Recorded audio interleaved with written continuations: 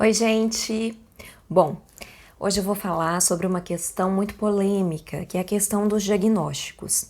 Vira e mexe, eu tenho pacientes e tenho amigos também que me perguntam, Natasha, o que você acha do meu diagnóstico? Ou será que você não podia fazer um diagnóstico?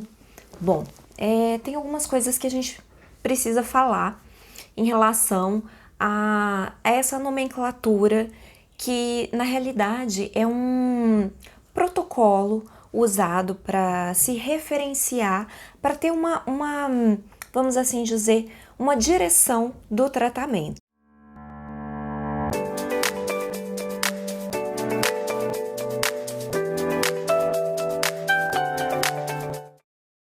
Só que num processo de psicoterapia não é tão usual, pelo menos a minha experiência clínica, eu faço da seguinte forma, eu evito de rotular com diagnósticos, porque o diagnóstico ele é apenas um parâmetro. Os planos de saúde exigem que determinado relatório para reembolso ou algo assim tenha um direcionamento. Mas o diagnóstico, ele é assim, como eu poderia dizer, algo muito frágil, porque ele fala do momento. Então, eu posso fazer o diagnóstico de uma depressão severa num momento, e em outro momento eu posso fazer um diagnóstico de uma depressão leve, e em outro momento eu posso me ater, por exemplo, a pessoa não apresenta mais aqueles sintomas. Então, o diagnóstico é um conjunto de sintomas e às vezes ele pode entrar, no caso de determinado paciente, como um refúgio. Então, ao invés da pessoa se responsabilizar pelos atos dela, se enxergar como um ser humano completo em todos os aspectos, ela pode se restringir àqueles sintomas. Por exemplo, então eu sou uma pessoa bipolar, por isso eu ajo dessa forma. Ou seja, ela foca em uma definição e às vezes ela até se define por isso. E na minha concepção, o ser humano, o sujeito, ele é muito mais do que um conjunto de sintomas. Naquele momento ele pode apresentar determinado sintoma, mas em outro, não. E não é só o sintoma, ele é muito mais do que aquilo, sabe? Então a gente tem que buscar trabalhar as potencialidades daquele indivíduo, daquele sujeito, lapidar o que ele tem de melhor e não ficar, é claro, o sintoma ele precisa ser trabalhado, ele precisa ser dissolvido. Sim, sem sombra de dúvidas. Mas é por isso que nós também falamos no diagnóstico estrutural. E isso no termo da psicanálise. Até porque existe ainda uma variedade de nomenclaturas que vão no âmbito, por exemplo, na psicologia eu tenho uma nomenclatura, na psiquiatria eu tenho outra para classificar determinado quadro, na psicanálise eu tenho outra nomenclatura. Então, às vezes, o mesmo termo aplicado no vocabulário da psicanálise significa uma coisa, no vocabulário dos compêndios de psiquiatria significa outra.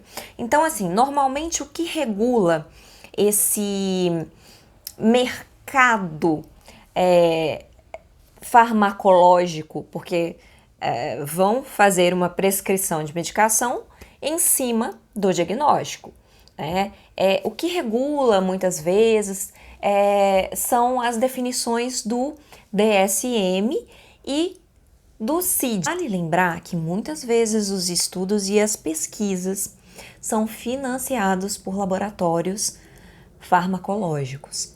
Então, existem ali, né, interesses. Não estou falando que as pessoas não são éticas ao fazerem esse estudo, mas é um dado que nós devemos levar em consideração para pensarmos, né, se existe alguma influência e até que ponto essa influência interfere ou não, mesmo que de maneira indireta. Mas isso eu não coloco em mérito, eu apenas lanço a questão aqui apenas para refletirmos. São dados importantes que temos que saber. Então, vamos supor, no diagnóstico diferencial, né? Eu não consigo fazer um diagnóstico em pouquíssimos minutos com uma pessoa. Normalmente, eu levo sessões e sessões para poder ter uma propriedade quando eu preciso lançar mão de algum código por conta de um relatório, enfim. Mas não é usual, não gosto. Eu prefiro trabalhar os anseios que levam aquela pessoa a querer saber o diagnóstico. Então, é muito peculiar esse tipo de postura no consultório de psicoterapeutas. Então, não achem estranho quando você chega, né, para o seu psicólogo e pergunta qual que é o meu diagnóstico, e às vezes você não tem aquela resposta pronta. Porque se nós formos analisar, inclusive nas aulas de psicopatologia na faculdade, todos, né, tem um pouco de cada característica. Então, quando você está estudante, está vendo ali, né, aprendendo um pouco mais sobre essa ciência, você começa a se classificar em todos os distúrbios possíveis.